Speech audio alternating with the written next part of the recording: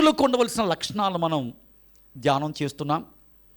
అపొస్తలుడైన పౌలు జీవిత చరిత్రలో నుంచి, అపొస్తలుల కార్యాల గ్రంథం నుంచి కొన్ని శిష్యత్వ లక్షణాలు మనం నేర్చుకున్నాం. మనం ఇప్పుడు రోమీయులకు రాసిన పత్రిక 12వ అధ్యాయము 1వ వచనం దగ్గర మనం ఆగిపోయాం.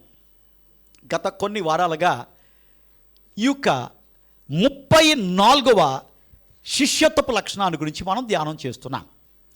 ఇక 34వ శిష్యత్వపు లక్షణం ఏంటంటే, పరిశుద్ధమును దేవునికి అనుకూల యాగముగా శరీరములను సమర్పించుకొని యుక్తమైన సేవ చేయువారు ఎవరండి? శిష్యులు. కాబట్టి దీంట్లో నుంచి మనం ఆలోచన చేసినప్పుడు, పరిశుద్ధమును దేవునికి అనుకూల యాగముగా మన శరీరములను సమర్పించుకొనుట అనగా ఏంటంటే, శరీర కార్యాలు మనకి జీవితాల్లో లేకుండా జాగ్రత్త పడటమే. ఇక లోకములో ఉన్న గుంపుల గురించి మనం ఆలోచన చేసినప్పుడు, శరీర సంబంధులు, ఆత్మ సంబంధులు. శరీర సంబంధులు శరీర కార్యాలు వారి జీవితాల్లో కలిగి ఉంటారు, అందుకనే శరీర సంబంధులుగా పిలుస్తారు. ఆత్మ సంబంధులు ఆత్మ కార్యములు, ఆత్మ ఫలము తమ యొక్క జీవితంలో కలిగి ఉండేదానికి ప్రయత్నం చేస్తారు. కాబట్టి దేవుని యొక్క మందిరానికి వచ్చినంత మాత్రాన నువ్వు ఆత్మ సంబంధిగా నువ్వు మారలేవు. దేవుని యొక్క వాక్యాన్ని చదువుతున్నంత మాత్రాన, ప్రార్థన చేస్తున్నంత మాత్రాన, దేవుని ఆరాధిస్తున్న మాత్రాన మనం ఆత్మ సంబంధులుగా మనం ఉండలేం. చాలామంది అనుకుంటాం, నేను దేవుని యొక్క మందిరానికి వస్తున్నాను, అన్ని సహవాసాలకు నేను అటెండ్ అవుతున్నాను, నేను ఆత్మ సంబంధిగా నేను ఉన్నాను. Okay, maybe 10% your right. కానీ దేవుడు దృష్టిలో శరీర కార్యాలు మనక జీవితాల్లో లేకుండా ఉన్నట్లయితే మనం ఆత్మ సంబంధులం. ఆత్మ సంబంధులను శిష్యులుగా పరిశుద్ధ గ్రంథం పిలువబడుతుంది.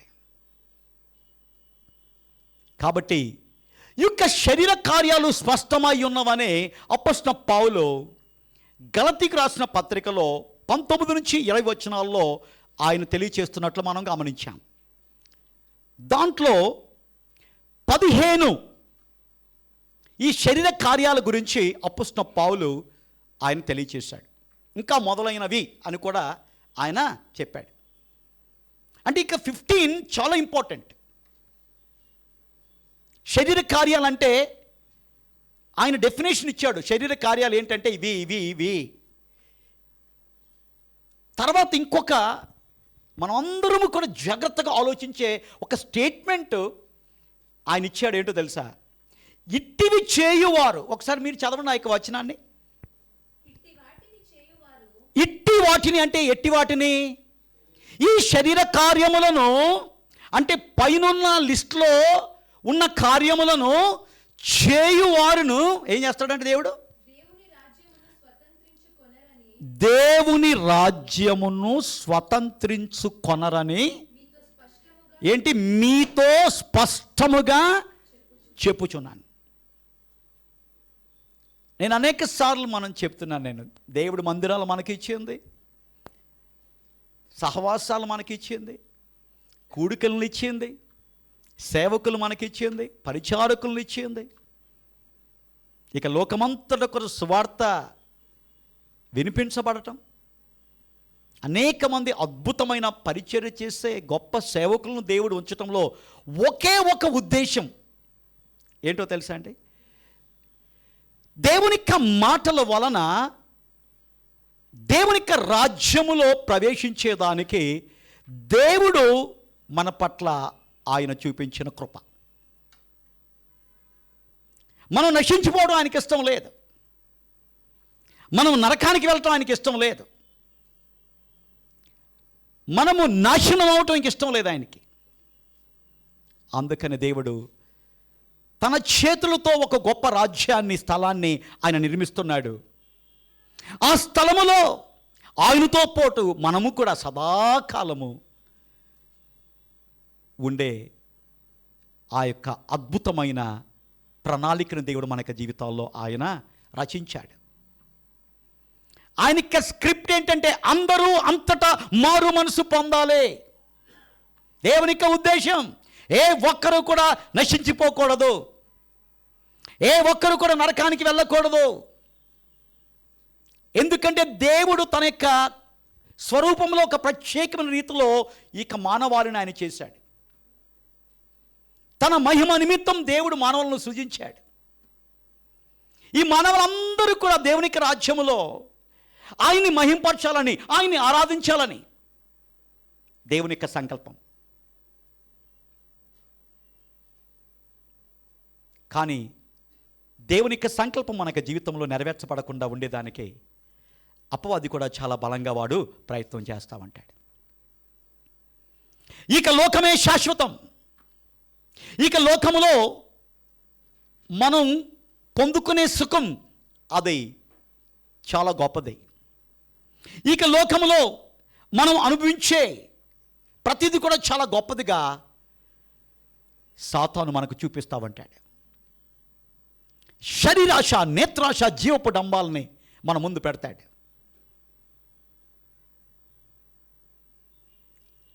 దేవునికి సంబంధాలుగా ఉండవలసిన మనం ఒక్కొక్కసారి వీటిలో చిక్కుకొని దేవునికి దూరముగా వెళ్ళే అవకాశాలు మనకి జీవితంలో కోకొల్లగా ఉన్నప్పటికీ కూడా దేవుడు తన కృపతో ఇలాంటి అద్భుతమైన సమయాలను దేవుడు మనకిస్తున్నాడు.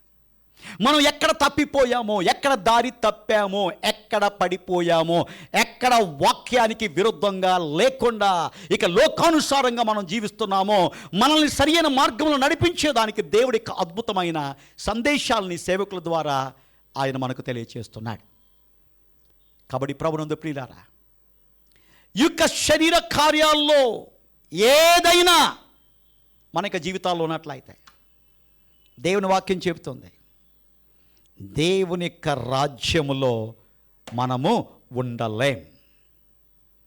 దేవుని యొక్క రాజ్యములో ఉండేవారు ఎవరు? నిజమైన దేవుని యొక్క శిష్యులు. నిజమైన శిష్యులుగా ఇక లోకములో మనం ఉండి యేసు ప్రభువు యొక్క రెండవ రాకడలో ఎత్తబడే ఆ గుంపులో ఉండాలంటే ఈ శరీర కార్యాలు మన యొక్క జీవితాల్లో ఉండకూడదు. ప్రతిరోజు మనల్ని పరీక్షించుకోవాలి. ప్రతిరోజు మనల్ని మనము ఏం చేయాలో తెలుసా? పరిశీలన చేసుకోవాలి. ఈ లక్షణాలు నాలో ఉన్నాయా? ఒకవేళ ఉన్నట్లయితే ఆ లక్షణాల నుంచి నేను బయటపడి శరీర కార్యాలు నా యొక్క జీవితంలో లేకుండా ఆ శరీర కార్యాలని విడిచిపెట్టి ఆ దేవుడు నా కోసం సిద్ధపరుస్తున్న యొక్క దేవునికి రాజ్యంలో నేను ఉంటాను. అది నా యొక్క టార్గెట్, అది నా యొక్క గురి. దానికోసం ఇక లోకంలో నేను ఎంతగానో కష్టపడచ్చు, దానికోసం ఇక లోకంలో ఎంతగానో నేను బాధపడచ్చు, దానికోసం ఇక లోకములో నేను ఏదైనా పోగొట్టుకోవచ్చు. కానీ ఆ పరలోక రాజ్యాన్ని మాత్రం నేను పోగొట్టుకోను. ఎందుకంటే అది శాశ్వతమైన రాజ్యం. ఇక లోకములన్నీ చూచేది ప్రతిదీ కూడా అశాశ్వతమైనది. ఏది కూడా అది మనకు జీవితాల్లో మనల్ని అంటి పెట్టుకుని ఎప్పుడు శాశ్వతంగా ఉండవు. కాబట్టి ఇలాంటి ఆలోచనలతో ఇక లోకములో దేవుని యొక్క బిడ్డలుగా మనం జీవించాలని దేవుడు మనల్ని కోరుకుంటున్నాడు. ఇంతవరకు కూడా మనం మనం ధ్యానం చేసామండి? 5 శరీర కార్యాల గురించి జస్ట్ బ్రీఫ్గా నేను చెప్పాను. యాక్చువల్గా ఒక్కొక్క శరీర కార్యం గురించి ఎక్కువగా చెప్పచ్చు, కానీ ఏంటంటే మన టాపిక్ అది కాదు. శరీర కార్యాలు కాదు మన యొక్క టాపిక్. మన యొక్క టాపిక్ ఏంటి? శిష్యత్వం. సో కాబట్టి నువ్వు నిజమైన శిష్యుడిగా ఇక లోకములో మనము దేవునికి ఇష్టడిగా మనం జీవించాలంటే ఈ శరీర కార్యాలు మనలో ఉండకూడదు. దాంట్లో మొదటిది కాముకత్వం, రెండవది విగ్రహారాధన, మూడవది అపవిత్రత, నాలుగవది ఏంటండి? జారత్వం, తర్వాత లాస్ట్ వీక్ మనం చూసింది ఏంటంటే అభిచారము. ఓకే, ఈరోజు మనము ధ్యానం చేసేది ఇది అందరికీ వర్తిస్తుంది. నేను ఇంతకుముందు చెప్పినవి కొంతమందిలో ఉండొచ్చు, కొంతమందిలో ఉండకపోవచ్చు. కానీ ఇక నుంచి ఈ శరీర కార్యాలు ఉన్నాయి చూడండి అక్కడ లిస్టులో నెక్స్ట్, ఇవి అందరినీ కూడా సాధారణముగా ఉండే శరీర కార్యాలు. దాంట్లో మొట్టమొదటిది ఏంటండి? అది 6వది ద్వేషము. ద్వేషం అంటే ఏంటి? ఇంగ్లీష్లో హేట్రెడ్నెస్. ద్వేషం. ఈ యొక్క ద్వేషము అనే శరీర కార్యం మనలో ఉంటే సింపుల్, పరలోక రాజ్యంలో మనం అర్హులము కాదు. కాబట్టి ఇక ద్వేషం అనేది ఎంత డేంజరస్సో మనం గ్రహించాలి. ఈ ద్వేషం వలన జరిగే కీడేంటో మనం తెలుసుకోవాలి. దేని గురించి అయినా దాని గురించి మనం అర్థం చేసుకోవాలంటే దానివల్ల మనకు జరిగే మేలేంటి, దానివల్ల జరిగే మనకి కీడేంటి, అప్పుడు ఈజీగా ఒక డెసిషన్ నువ్వు తీసుకోవచ్చు. ఇది నాకు కీడు చేసేది కాబట్టి నేను ఇది చేయను, ఈ లక్షణాన్ని నాకు జీవితంలో ఉంచుకోను. ఇది నాకు మేలు చేసేది కాబట్టి నా జీవితంలో ఈ లక్షణాన్ని నేను కలిగి ఉంటాను. కాబట్టి ప్రభునందు ప్రియులారా, దేవుని యొక్క ప్రేమ మనలో ఉంటే ద్వేషం మనలో ఉండదు. ఏంటండి? దేవుని యొక్క ప్రేమ మనలో ఉంటే ఈ ద్వేషం అనేది మనలో ఉండదు. ఇంకా మీకు అర్థం అవ్వాలంటే ప్రేమ ద్వేషమును ఏం చేస్తుంది? చల్లార్చును. ప్రేమ ద్వేషమును చంపును. ఏవేవో కారణాలు చెప్పి ఒక వ్యక్తిని కానీ, ఒక కుటుంబాన్ని కానీ, ఒక వంశాన్ని కానీ ద్వేషించేవారు ఇక లోకంలో చాలామంది కనపడుతున్నారు, సంఘాల్లో కూడా కనపడుతున్నారు. ఏదో జరిగింది, ఆ జరిగిన దాన్ని బట్టి ఆ యొక్క వ్యక్తిని ద్వేషించటం, ఆ యొక్క వ్యక్తిని గురించి చెడ్డగా ఆలోచన చేయటం, ఆ జరిగిన సంగతిని అక్కడే వదిలేయకుండా కూడా తీసుకురావటం, దాని గురించి ఆలోచన చేయటం, ఆ యొక్క వ్యక్తిని గురించి ఆలోచన చేయటం, ఇదంతా దేనికి సాదృశ్యం కనిపిస్తుందంటే ఆ వ్యక్తి పట్ల నువ్వేం చేస్తున్నావు? ద్వేషాన్ని నువ్వేం చేస్తున్నావు? పెంచుకుంటున్నావు. దేవుని యొక్క వాక్యం చెప్పేది ఏంటంటే ప్రేమ కలిగి ఉండుటకు ప్రయాసపడు, ద్వేషాన్ని కలిగి ఉండుటకు కాదు ప్రయాసపడేది. నువ్వు శరీర కార్యాల్లో శరీర సంబంధులుగా ఉన్న వాళ్ళు ఏం చేస్తారంటే ఒక వ్యక్తి వారికి హాని కలిగించినప్పుడు అంతకంటే ఎక్కువగా హాని కలిగించాలని తగిన సమయం కోసం వాళ్ళు ఏం చేస్తారంటే కనిపెడతా ఉంటారు, పగ తీర్చుకునే దానికి ప్రయత్నం చేస్తారు. కానీ బైబిల్ చెప్తుంది పగ తీర్చుకోవటం మీ వంతు కాదు.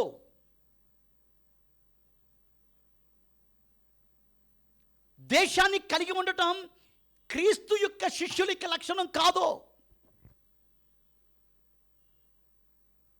ఒకసారి మనకి జీవితాలను పరిశీలన చేసుకుందాం, పరీక్షించుకుందాం. కొంతమంది వ్యక్తులతో మనం మాట్లాడతలేదు, కొంతమంది ఇళ్ళకి మనం వెళ్ళట్లేదు, కొంతమందితో సంబంధాలు సరిగా లేవు. కారణం వారి పట్ల నీ హృదయంలో నువ్వేం చేసావు? ద్వేషాన్ని ఉంచుకొని దాన్ని ఏం చేస్తున్నావు? పెంచుకుంటున్నావు. ద్వేషం అనేది అది నీకు నష్టాన్ని కలిగిస్తుంది. నువ్వు అనుకుంటున్నావు ఇతరుల పట్ల నువ్వు ద్వేషంగా ఉన్నట్లయితే వారికి నష్టం అనుకుంటున్నావు. వారికి కాదు నష్టం, వారికంటే ఎక్కువగా నీకు నష్టం కలుగుతుందని నువ్వు గ్రహించావు. కాబట్టి చాలా చాలా విషయాలు మనం గమనించినప్పుడు ఏదో ఒకటి జరిగింది, ఓకే, ఇట్స్ ఓకే. కోపాన్ని గురించి దేవుడు మాట్లాడుతూ ఆయన మాట్లాడుతున్న మాట ఏంటో తెలుసా? కోపం వస్తే సూర్యాస్తమయం వరకు, అంతేనా? అంటే దాని అర్థం ఏంటి? నెక్స్ట్ రోజుకి తీసుకెళ్ళొద్దు. ఏదో ఒక పరిస్థితి వచ్చింది, కోపపడ్డాం, ఆ కోపపడిన వ్యక్తిని క్షమించు. ప్రేమ క్షమిస్తుంది. ప్రేమ లేకుండా ఉన్నట్లయితే అది ద్వేషాన్ని పెంచుతుంది. అందుకని అపోస్తలుడైన పౌలు చెప్తున్నాడు, ఈ శరీర కార్యాలు మనలో ఉండకూడదు. పరిశుద్ధాత్మ దేవుడు చెప్తున్నాడు. కాబట్టి ఒకసారి ఆలోచించేద్దాం, పరిశీలన చేసుకొని పరీక్షించుకుందాం. నువ్వు ఎవరిని ద్వేషిస్తున్నావు? ఏ కుటుంబాన్ని నువ్వు ద్వేషిస్తున్నావు? ఒక భక్తుడు చెప్తాడు, ఈ యొక్క పగ, ద్వేషం నీలో ఉన్నట్లయితే నీ హృదయంలో విషాన్ని నువ్వు నింపుకున్నట్టు. విషాన్ని నింపుకున్నట్లు. విషం నింపుకుంటే ఆ వ్యక్తికి కాదు నష్టం, నింపుకున్న నీకు నష్టం. సొంత రక్త సంబంధుల మధ్య ద్వేషం, దేవుని యొక్క కుటుంబంలో ఉన్న వారి మధ్య ద్వేషం.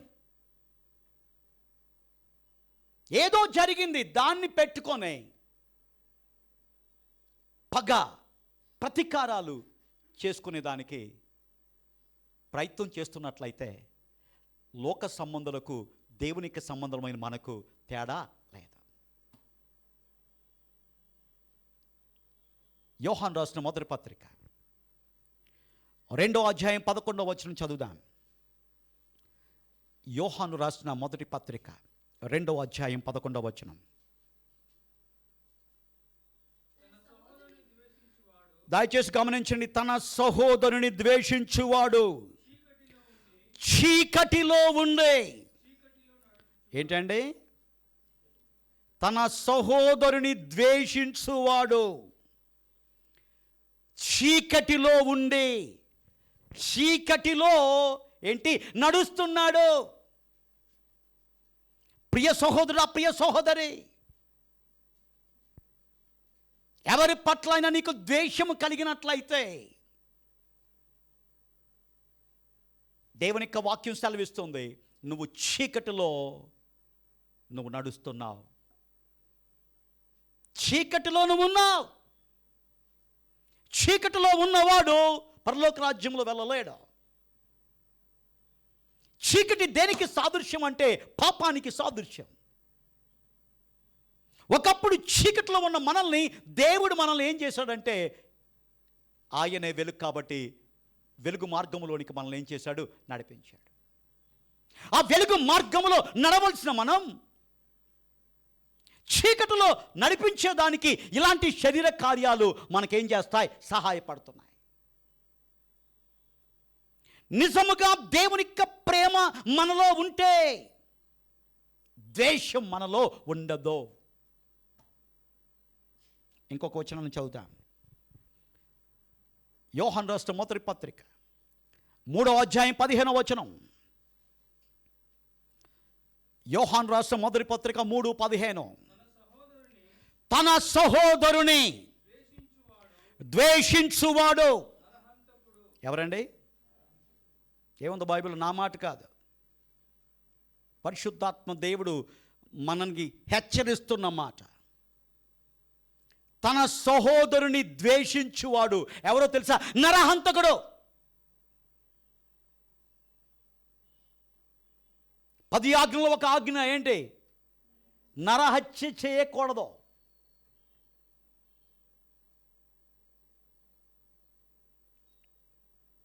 ఒకసారి ఆలోచించేద్దాం. ఈ యొక్క ద్వేషం అనేది ఎంత ప్రమాదకరమైనది. నువ్వు అనుకుంటావు ఇట్స్ ఓకే, నీ ఆలోచన కాదు, బైబిల్ తెలియచేస్తుంది మనకి జీవితాల్లో మనం చేద్దాం.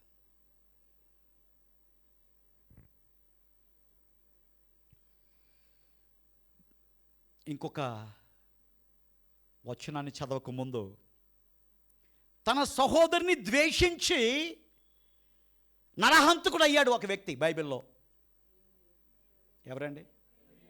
కయీన్. దాని గురించి బైబిల్ చెబుతూ మనము కయీను వంటి వారమై ఉండకూడదు. ఏంటి? మనము అంటే దేవుని నమ్ముకున్న మనము, దేవునికి శిష్యులుగా ఉన్న మనం కయీను వంటి వారమై ఉండకూడదు. కయీనులోని సమస్య ఏంటి? తన సహోదరుని ద్వేషించి తన యొక్క సహోదరుని పట్ల పగ పెంచుకొని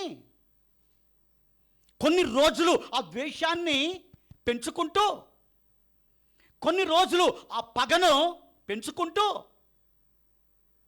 తర్వాత ఒక రోజు వచ్చింది, ఆ పగతో ఆ ద్వేషంతో తన సహోదరుణ్ణి ఏం చేశాడు? చంపేశాడు.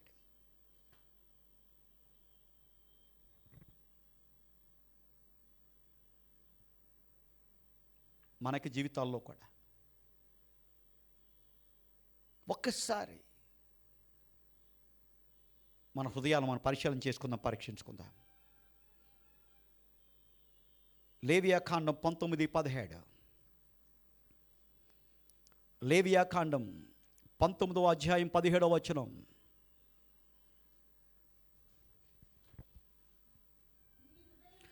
నీ హృదయములో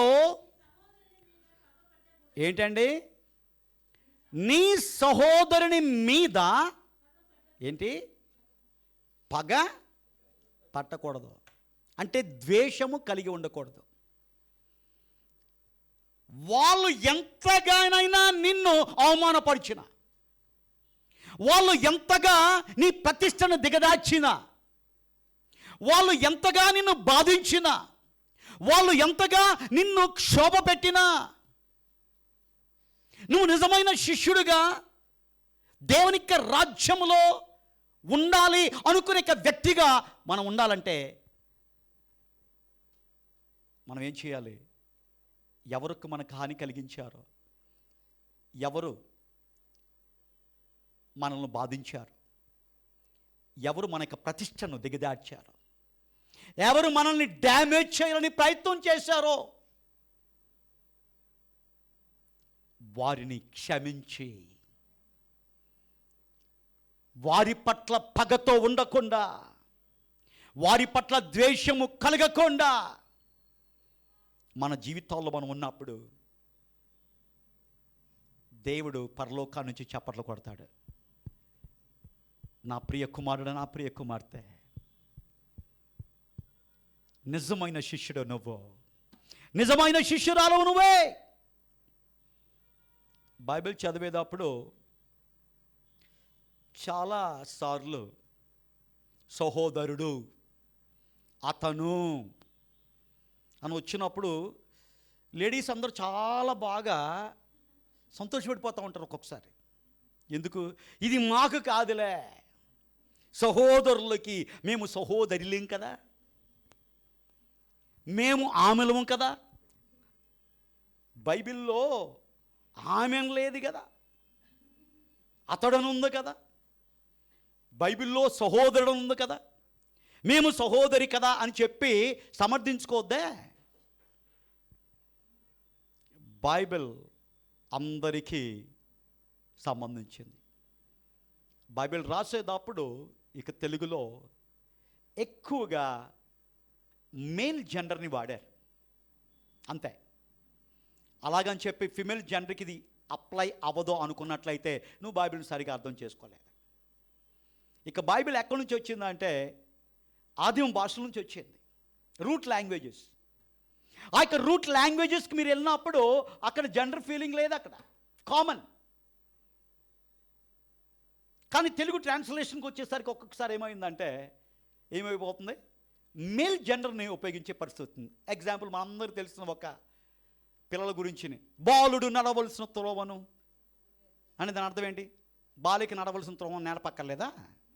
మరి అక్కడ బాలుడనే ఉంది కదా బైబిల్లో. మరి అలాంటప్పుడు ఏం చేయాలంటే నెక్స్ట్ ట్రాన్స్లేషన్లోకి వెళ్ళాలి. మనకి ఎక్కడ తెలుగు చదివేదానికి అవట్లేదు, ఇంక మేము మిగతానికి ఎక్కడికి వెళ్తాం? మనం చక్కగా మనం చక్కగా దాన్ని మనం ధ్యానం చేసినప్పుడు ఆ యొక్క రూట్ వర్డ్ ఏముంది దాన్ని మనం అర్థం చేసుకున్నప్పుడు పరిశుద్ధాత్మ దేవుడు ఆ పద ప్రయోగాన్ని గురించి ఆయన మనకి విపులంగా ఆయన తెలియజేస్తాడు. సరే, కాబట్టి మన యొక్క జీవితాల్లో మన హృదయాల్లో ఎవరిపైన పగ మనం ఉంచుకోకూడదు. ఒకవేళ పగ ఉన్నదంటే దేవుని ప్రేమ నీలో లేదు, దట్స్ ఇట్. అలాంటి ద్వేషాన్ని నువ్వు కలిగినట్లయితే నువ్వు చీకటిలో ఉన్నావు, చీకట్లో నువ్వు నడుస్తున్నావు. నువ్వు రావచ్చు, చర్చికి రావచ్చు, మంచి సాక్ష్యం చెప్పచ్చు, మంచిగా ప్రార్థన చేయొచ్చు, ఈవెన్ యూ కెన్ ప్రీచ్.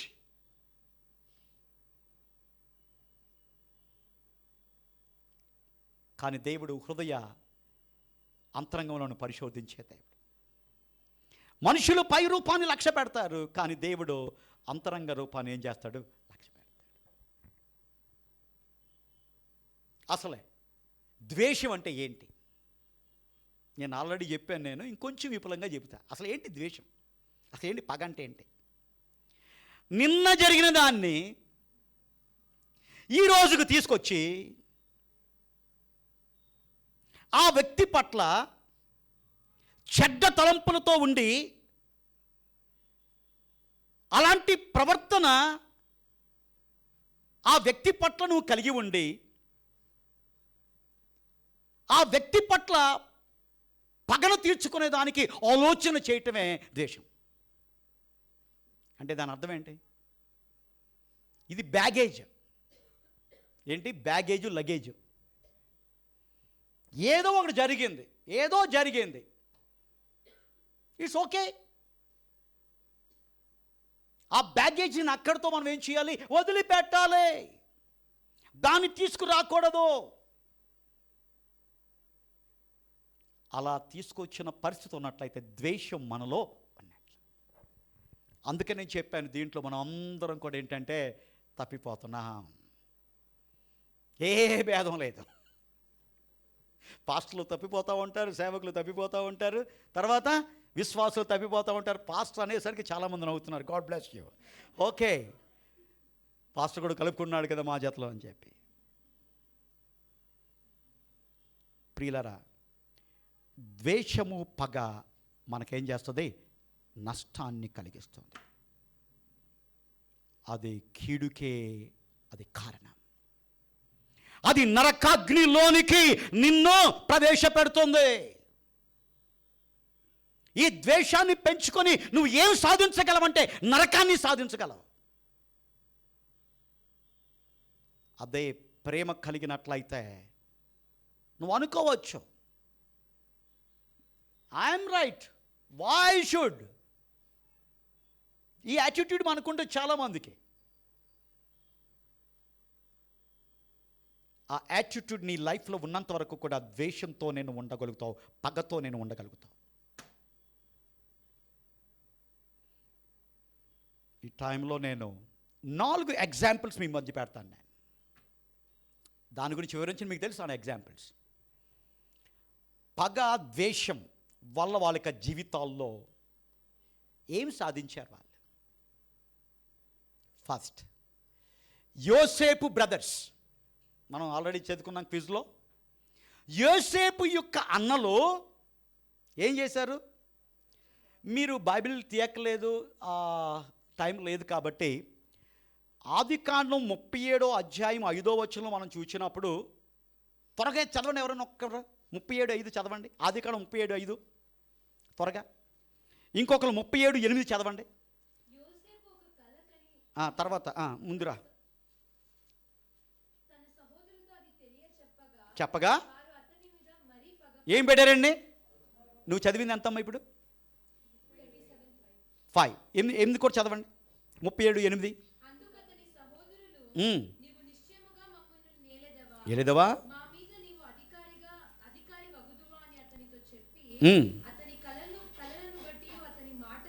అతని మాటలను బట్టి, అతని కళ్ళను బట్టి అతని మీద ఏం చేశారు? మరింత పగపట్టారు. యోసేపు ఏ తప్పు చేయలే, కానీ అన్నలు యోసేపు పైన ఏం చేశారు? పగబట్టారు. దానికి పర్యవసానం ఏం జరిగిందో తెలుసా? యోసేపు యొక్క క్వాలిటీ మనం చూసినప్పుడు, అయ్యో నా అన్నలు నన్ను ద్వేషించారు, నా అన్నలు నా పైన పగపట్టారు, సమయం కోసం ఎదురు చూస్తాను నేను, అప్పుడు నా తడాకా చూపిస్తానని యోసేపు అనుకోలా. వాళ్ళందరినీ కూడా చిత్రవద చేసేదానికి అవకాశం ఉంది యోసేపుకి. అడిగే దిక్కు లేదు ఎవరికి. అలాంటి పవర్లో ఉన్నాడు ఎవరు? యోసేపు. కానీ యోసేపు ఏం చేశాడు? ఎందుకు ఫలించడి కొమ్మగా ఉన్నాడు?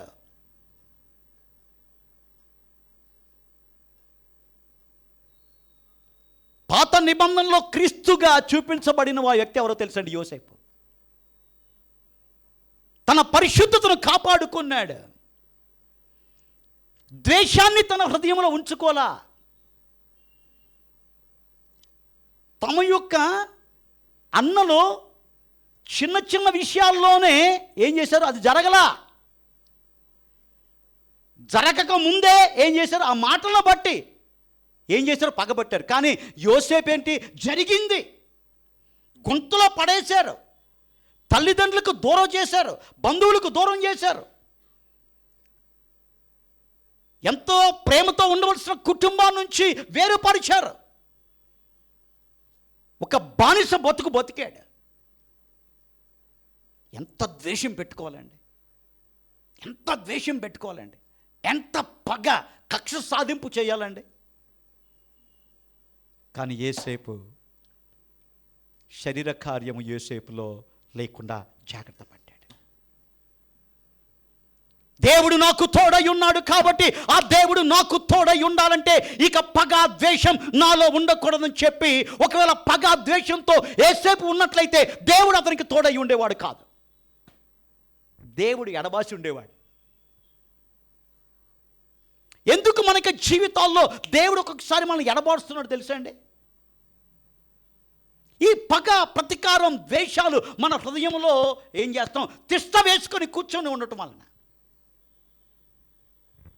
అది ఫస్ట్ ఎగ్జాంపుల్. ఎవరండి? యోసేపు.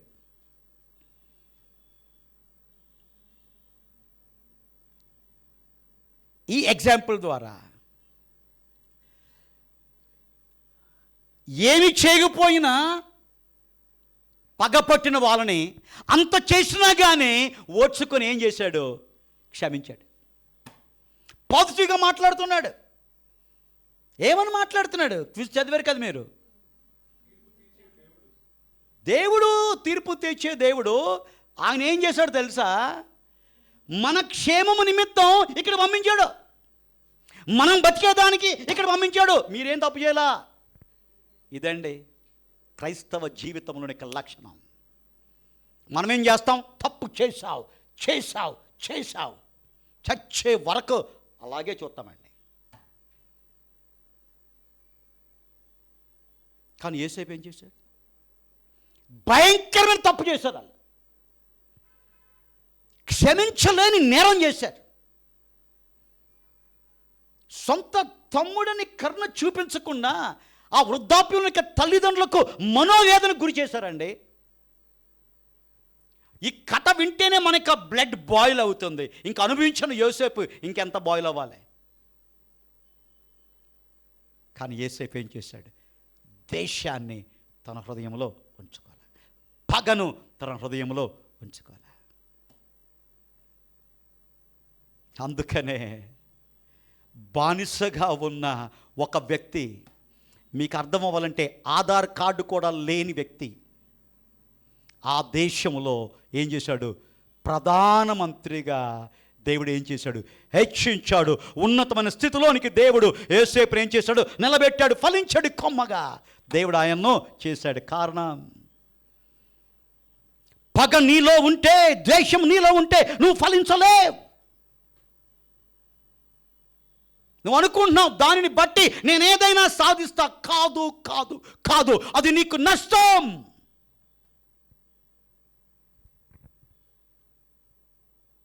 కయ్యూను వంటి వారమై ఉండొద్దు. కయ్యూను చేసిన తప్పును మనం చేయొద్దు. కయ్యూను గురించి బైబిల్ ఏం చెబుతుంది తెలుసా? వాడు దుష్ట సంబంధి. ఏంటండి కయ్యూను ఎవరు? దుష్ట సంబంధి, దుష్టునికి సంబంధించిన వాడు. అందుకనే ద్వేషాన్ని తన హృదయంలో పెట్టుకొని పగన పెంచుకొని నరహంతకుడుగా. ఒక్కసారి ఆలోచించేస్తే కయ్యూను ఎవరితో? First Born.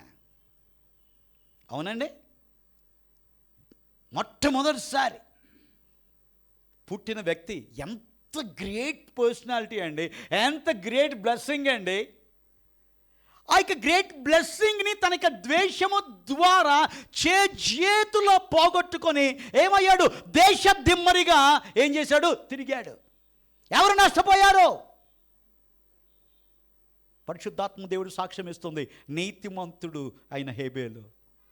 ఆ రక్తం నాకు మొరపెట్టింది అయ్యా.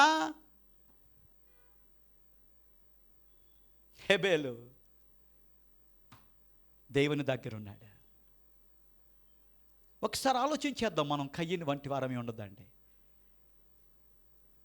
కయ్యూను నరహంతకుడు. తన సహోదరుని ద్వేషించేవాడు ఎవడైనా వాడు నరహంతకుడు. అమ్మా, మీరు ఎవరినైనా మీరు ద్వేషిస్తున్నట్లయితే మీరు నరహంతకులు.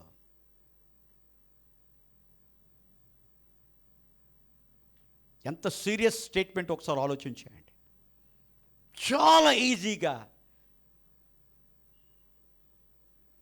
దగ్గరున్న వ్యక్తినే నువ్వు క్షమించలేకపోతే, సొంత బంధువునే క్షమించలేని స్థితిలో నువ్వు లేకుండా ఏదో ఆస్తిదాగా వచ్చింది, ఓకే పోనీ, వాళ్ళనే తీసుకొని నాకు రావాల్సిన రాలేదని చెప్పి ముఖం కూడా తిప్పుకోం, వాళ్ళతో మాట్లాడడం. దేశం ఎంత పోయింది? కూత అంత పోయింది. ఆ కూతంత కోసం ఇక్కడ నువ్వు బాగా పగ పెంచుకొని ఎక్కడికి వెళ్తున్నావు? నువ్వు దారి సిద్ధం చేసుకుంటున్నావు ఎక్కడికి వెళ్ళేదానికి. దేవుడు లాగుతున్నా కానీ నో నేను అక్కడికే పోతా. ఎక్కడికే? నాకు అదే ఇంపార్టెంట్. నిజంగా ఇక వాక్యము నీలో క్రియ జరిగించినట్లయితే ఎవరి పట్ల మనం ద్వేషం కలిగి ఉన్నామో ఏం చేద్దాం? వాళ్ళతో మనం ఏం చేద్దాం? సమాధాన పడదాం. వాళ్ళతో అకౌంట్ క్లియర్ చేసుకుందాం. నీ హృదయంలో దేవుడు చూస్తున్నాడు. చూసినప్పుడు ఆయనకి కయ్యూను హృదయాన్ని దేవుడు చూశాడు. కయ్యూనులో ఏం కనపడుతుందంటే పరిశుద్ధత కనపడలా, ద్వేషం కనపడుతుంది. రెండో ఎగ్జాంపుల్, సౌలు దావీదు మీద ఏం చేశాడు? పగపట్టాడు. పట్టాడా లేదా? దావీదు ఏమన్నా కీడు చేశాడు సౌలుకి? ఇంకా దావీదుకు ఏం చేశాడు? సౌలుకి, ఇశ్రాయేలుకి మేలు చేశాడండి. ఆ గొల్లియాతును చంపి ఏం చేశాడు? విజయాన్ని ఇచ్చాడు. ఎవరికి? సౌలుకే. రాజుగా తన యొక్క ప్రతిష్టను కాపాడాడు. ఎవరో? దావీదు. కానీ ఏం చేశాడు? చదవండి బైబిల్. మొదటి సమూయేలు 18:21. మొదటి సమూయేలు 18:21. మొదటి సమూయేలు గ్రంథం 18:21.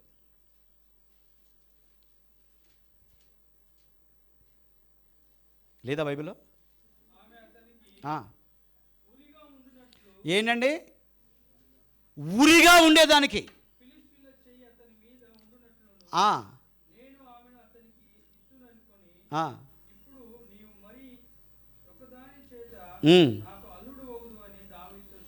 ఏంటి? సౌలుకి కుమార్తెలు ఉన్నారు. ఆ కుమార్తెలో ఒక కుమార్తెను ఏం చేస్తున్నాడు? దావీదుకి ఇచ్చి అల్లుడిగా చేసుకునే దానికి ఉద్దేశం ఏంటో తెలుసా? ఆమె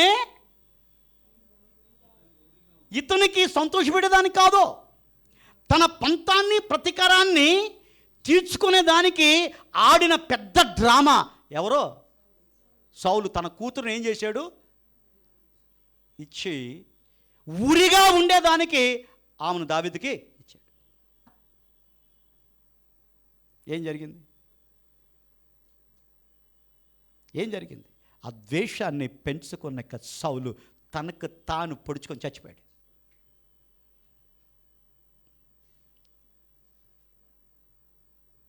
సౌలును చంపేదానికి దావీదుకు ఒకసారి అవకాశం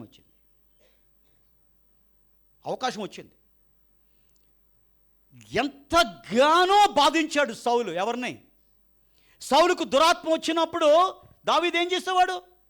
సితారాను వాయించినప్పుడు, దేవుని స్తుతించినప్పుడు ఆ దురాత్మ ఏంటి? వెళ్ళిపోయేది. ఆ ప్రాసెస్లో మంచిగా తన పట్ల ప్రవర్తించిన ఆ దావీదుని చంపాలని ఏం చేశాడు? అనేక సార్లు ప్రయత్నం చేశాడు, ఈటిని విసిరాడు, దేవుడు దాపించాడు. అయినా కానీ సౌలు పట్ల దావీదు పగ పట్ల ద్వేషం చూపించలా. దావీదు నమ్మాడు, పగ తీర్చుకుంటాం నా పని కాదు. అందుకనే దేవునికి హృదయానుసారుడే. అదే సాతాను యొక్క హృదయానుసారుడైనట్లయితే సౌలులాగా ద్వేషాన్ని పెంచుకొని పగతో తన యొక్క జీవితాన్ని నాశనం చేసుకునేవాడే. కానీ దావీదు ఆ రకంగా చేయలే.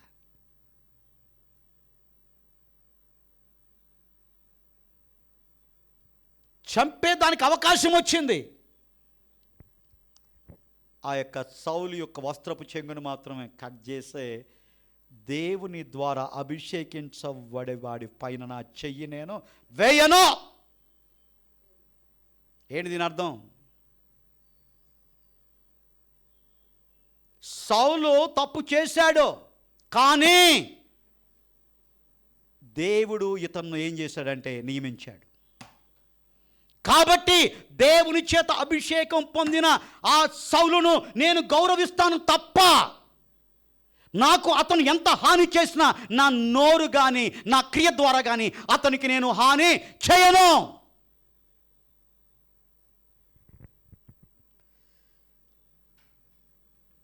మూడో వ్యక్తి, బైబిల్ తీరక్కలేదు మీరు, హామాను మొర్దెకై. హామాను ఏం చేశాడండి? మొర్దెకై ఏం చేశాడండి? మొర్దెకై చేసిన పని ఒకటే. ఆ హామానుకు వంగకుండా, నమస్కరించకుండా, నేను దేవుణ్ణే మాత్రమే నేను ఆరాధిస్తాను, మనుషులు నేను ఆరాధించునని తనకున్న భక్తిని ప్రదర్శించాడు. అది హామానుకు నచ్చల. ఎన్నో ఉన్నాయి, అద్భుతమైన రాజభోగాన్ని హామాను అనుభవిస్తున్నాడు. కానీ పోయే కాలం వచ్చింది ఆడికి. ఏంటి? పోయే కాలం వచ్చింది. ఆ ఉన్న స్థితిని బట్టి సంతోషపడకుండా ఆ రాజగుమ్మములో ఉన్న మొర్దెకై గురించి ఆలోచన చేసి పగను ఏం చేశాడు? ద్వేషాన్ని ఏం చేశాడు? పెంచుకున్నాడు. ఇంకేం లేదు, ఇంకా అన్నం కూడా తినడం మానేశాడు మావాడు.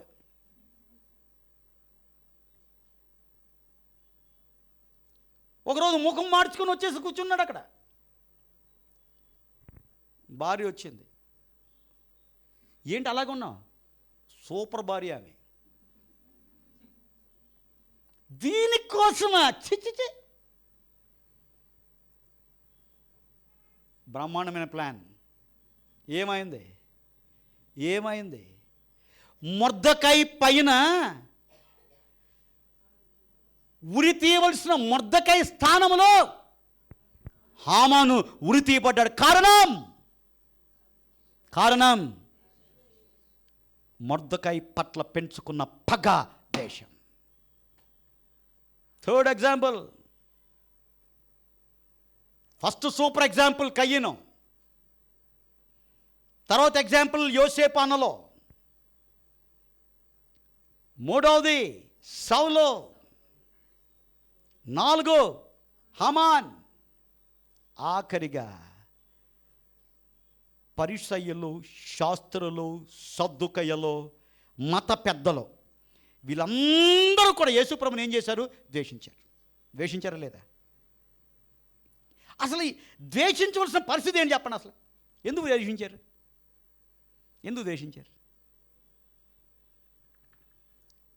తానంటే తందానల్లా, ఏంటి? యేసు ప్రభు వీళ్ళ పాటకే డ్యాన్స్ వేయాల యేసు ప్రభు. ఒకళ్ళు డ్యాన్స్ వేసి ఉంటే ఎలా ఉండే పరిస్థితి తెలుసా? సిలువేసి ఉండేవారు కాదు. వాళ్ళని ఏమన్నాడు తెలుసా? మీరు ధర్మశాస్త్రాన్ని చదువుకున్నారు, మత పెద్దలుగా ఉన్నారు, ప్రజలందరూ నడిపించేవారిగా ఉన్నారు, అసలు మీరే సరిలేరయ్యా, మీలో ఉన్నదంత వేషధారణే, అంగీలు మాత్రం వేసుకున్నారు, లోపల దొంగలుగా ఉన్నారు. వీధుల మూలలో మీరేం చేస్తారు? ఓ షో ఆఫ్. కానీ మీదంతా కూడా ఏంటి తెలుసా? వేషధారణ అని వాళ్ళని ఖండించినందుకు, నిజాన్ని ఖండించినందుకు, నిజం మాట్లాడినందుకు, నిజాన్ని పైకి చూపించినందుకు యేసు ప్రభుని ఏం చేశారు? వాళ్ళు ద్వేషించారు. యేసు ప్రభునే వదిలిపెట్టని సమాజం నిన్ను నన్ను వదిలిపెడుతుందా? వదిలిపెట్టదు.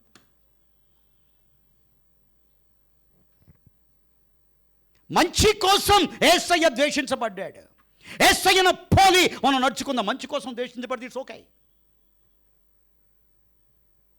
చెడ్డ కోసం ద్వేషించబడటం కామన్, కానీ మంచి కోసం ద్వేషించబడటం అది దేవుని యొక్క బిడ్డల యొక్క లక్షణం. యోసేపు మంచి కోసం ద్వేషించబడ్డాడు. మొర్దెకై మంచి కోసం ద్వేషించబడ్డాడు. దావీదు మంచి కోసం ద్వేషించబడ్డాడు. యేసయ్య మంచి కోసం ద్వేషించబడ్డాడు. మరి మనం 2 తీర్మానాలు తీసుకుందాం.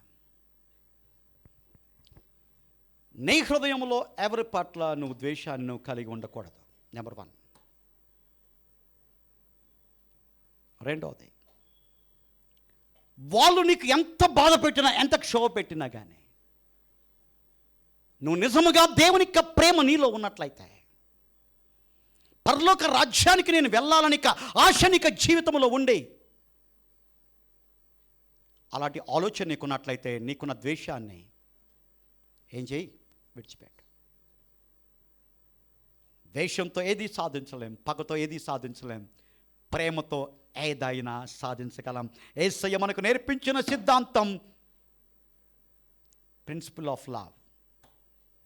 ప్రేమ జయించును, ద్వేషం నిన్ను ఓడిస్తుంది, కుటుంబాలని ఓడిస్తుంది. అలా కాకుండా ఈరోజు నువ్వు ఎవరితో ద్వేషంతో నువ్వు ఉన్నావు, నాకు తెలుసు మన ముందు కొంతమంది కనపడుతున్నారు, వస్తున్నారు. ఆల్రెడీ ఈ మెసేజ్ చెప్పేటప్పుడు కొంతమంది మన మధ్య తిరుగుతున్నారు. ఆ తిరిగిన వాళ్ళందరిని బట్టి హృదయపూర్వకంగా క్షమిద్దాం, వాళ్ళతో సమాధాన పడదాం, అకౌంట్ క్లియర్ చేసుకుందాం. వాళ్ళతో మాత్రమే కాదు, ఇక నుంచి కూడా ఎంతోమంది మనల్ని బాధ పెట్టచ్చు. ద్వేషాన్ని పెంచుకోవద్దు, పగను పెంచుకోవద్దు. ఎంత భయంకరంగా మన పట్ల ప్రవర్తించిన ద్వేషాన్ని మాత్రం కూడగట్టుకోవద్దా. ఆ కూడగట్టుకొని చేజేతుల నరకానికి వెళ్ళేదానికి మనం దారేసుకోవద్దా.